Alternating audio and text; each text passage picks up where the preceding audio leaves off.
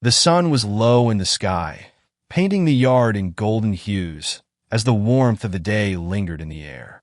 The smell of fresh earth and blooming wildflowers filled the space, a sweet reminder of life's quiet rhythms. Old Jero sat on his wooden bench under the broad branches of a towering oak tree, his weathered hands resting on a walking stick carved with ancient symbols. His silver hair caught the last rays of light, giving him an almost ethereal glow. A soft crunching sound came from the nearby path. Maria, a young woman with uncertainty etched into her every movement, approached. She had heard of Jero's wisdom, his ability to see the world through a lens that many struggled to understand. People often sought him out when they were lost, searching for something more than what life seemed to offer. Maria felt that pull too. She longed for clarity, for a sense of purpose in a world that felt increasingly chaotic. As she reached the bench, Maria hesitated, unsure if she should speak or wait for Jero to acknowledge her. But Jero, sensing her presence, looked up and gave her a soft nod, gesturing to the space beside him. Without a word, Maria sat down. The silence between them stretched, filled only with the sound of the wind gently moving through the leaves above. "You've come with questions," Jero said, his voice calm and low, like the steady murmur of the earth itself. "but answers aren't always what we need. What we need is purpose, the meaning behind the answers." Maria shifted uncomfortably, not entirely sure what he meant. I don't understand. She admitted. "You will. Jero replied, his eyes gleaming with a quiet knowing. Purpose isn't found in grand moments or faraway dreams. It's here, now, in the choices we make every day." And so, in the stillness of Jero's yard, Maria's journey to uncovering the deeper meaning of life began. Maria returned to Jero's yard the very next day, and then the day after that. It became her sanctuary, a place where time seemed to slow down and the pressures of life fell away. Jero never spoke much at the beginning of their meetings. Instead, he would let the world around them speak. The rustling of leaves, the chirping of birds, the creaking of the old oak tree as it swayed in the wind. One day, as they sat in the familiar shade of the oak, Jero looked at Maria and asked, "Why do you seek purpose?" Maria thought for a moment. Because without it, life feels empty. She finally answered. I don't want to go through life just existing. I want to know why I'm here. Jero nodded thoughtfully, then gestured toward the garden, overgrown but beautiful in its wildness. "Do you see the flowers? They bloom where they are planted. They don't question their purpose. They don't compare themselves to the trees or the grass. They simply grow." Maria furrowed her brow. But flowers are different. They don't think. They just are. "And yet," Jero replied, "they fulfill their purpose without ever asking. They bring beauty into the world, nourish the soil when they wither, and provide shelter to small creatures. They live fully in the moment, and in doing so, they serve a greater purpose. You are no different. Your purpose is not something distant or mysterious. It's in every action, every breath, every step you take." Maria frowned, struggling with the simplicity of his words. But I don't feel like I'm doing anything meaningful. Jero gave her a kind smile. "That's because you're looking too far ahead. Purpose isn't always grand. It's found in the small daily acts. Look around you. The tree gives shade. The wind cools our skin. The birds sing to remind us that we're part of something larger. Life is filled with purpose in every moment." Jero stood and motioned for Maria to follow him as they walked toward the edge of the yard where an old stone well stood. He gestured toward the bucket of water hanging on its side. "Go ahead, draw some water." Maria hesitated, unsure of the lesson, but she complied, pulling the rope and hearing the splash as the bucket hit the water below. When she brought the bucket up, Jero smiled. "Do you see this act? Drawing water from a well. Something so simple, yet it serves a purpose. You quenched your thirst. What if every action you took was seen this way? What if everything you did, no matter how small, was done with intention, with the understanding that it serves a greater good?" Maria's mind whirled as she absorbed his words. The idea that even the smallest acts held purpose began to take root in her thoughts.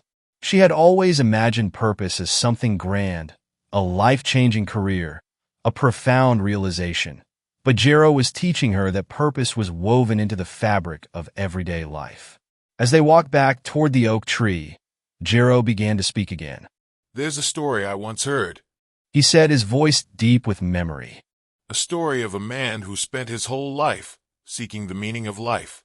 He traveled the world, studied the stars, read countless books, and spoke with every wise person he could find. But no matter where he went, he couldn't find the answer. He became frustrated and bitter, believing he had wasted his life. Maria listened carefully, hanging on Jero's every word. One day, Jero continued, the man, tired and old, sat down beneath a tree much like this one. He felt defeated, convinced that he had failed in his search. But then, a small bird landed beside him and began to sing. As the man listened, something shifted within him. For the first time, he realized that the meaning he had been searching for was not something he needed to find. It was something he needed to live. In the sound of the bird's song, in the rustle of the leaves, in the very act of sitting beneath the tree. Purpose had always been there. Maria stared at the ground, thinking. So, he spent his whole life searching for something that was always around him. Jero nodded. Exactly. Purpose is not a destination. It's the way you live every moment. It's found in your actions, your thoughts, and the choices you make every day. Maria was silent for a long while, letting the weight of Jero's words sink in. She realized that she had been doing the same thing as the man in the story, constantly searching for some grand meaning, some clear-cut purpose, while overlooking the richness of her everyday life. Every interaction, every decision, even the most mundane tasks were part of something bigger. Jero's teachings continued in small moments like this. Watering the plants in the garden, picking apples from a tree, helping an old neighbor fix his fence. Each time, Jero would point out the significance of these simple actions. He would remind Maria that purpose wasn't about doing something extraordinary. It was about doing the ordinary with love, with intention, and with a sense of connection to something greater. One afternoon, Jero asked Maria to accompany him on a walk through the woods that bordered his property. As they strolled along the familiar path, Jero spoke of the trees, the animals, the rivers, all serving a role in the grand design of life. Everything is connected, He said. We are not separate from the world around us. When we live with purpose, we honor that connection. They stopped by a small stream, its waters glistening in the sunlight. Jero picked up a stone from the riverbed and handed it to Maria. Even this stone, He said, has a purpose. It shapes the flow of the water, changes its path. It may seem insignificant, but without it, the stream would flow differently. Maria held the stone in her hand, feeling its cool surface. I think I'm beginning to understand. She said softly. It's not about finding my purpose out there somewhere. It's about understanding that my purpose is here, in everything I do. Jero smiled. Exactly. Purpose is not something you need to find. It's something you live. It's in the way you speak, the way you treat others, the way you approach every moment of your life. Over time, Maria's life began to change. Not in dramatic, external ways, but in the quiet shift of her perspective. She no longer woke up each morning feeling the pressure to discover some grand meaning for her life. Instead, she focused on living with intention, on finding purpose in the simple, everyday moments. She learned to appreciate the small things, like the way the sun warmed her face as she walked to work, the sound of laughter shared with a friend, the satisfaction of completing a task well done. She saw that purpose wasn't about achieving something grand or impressive. It was about living each day with awareness and gratitude. One evening, as the sun set over Jero's yard, Maria sat once again beneath the old oak tree. The yard, with its overgrown wildflowers and gently swaying trees, had become a place of peace for her. Jero, sitting beside her, looked out over the land he had tended for so many years. Thank you. Maria said, breaking the comfortable silence. I don't think I would have ever understood without your guidance. Jero turned to her, his eyes warm with understanding.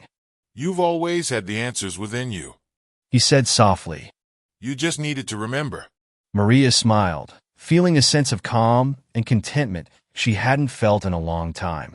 For the first time, she truly understood what it meant to live with purpose. It wasn't about searching for meaning in some far-off place or future moment. It was about finding it in the here and now, in the choices she made and the way she lived her life.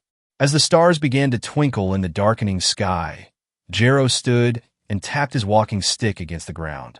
Remember, Maria, He said, his voice gentle but firm. your purpose is not something you have to find. It's something you live every day, in every choice you make. Maria watched as Jero slowly made his way back to his house, his silhouette framed by the fading light.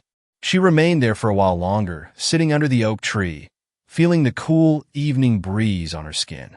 She didn't have all the answers, but that was okay. She knew now that life wasn't about having everything figured out. It was about finding purpose in the journey itself.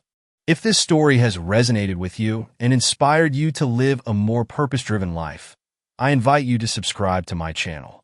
Together, we'll explore more stories of wisdom, guidance, and the deeper meaning behind life's everyday moments. Don't miss out on future lessons that can help you find your own path to purpose. Click subscribe, and let's continue this journey toward a life filled with meaning.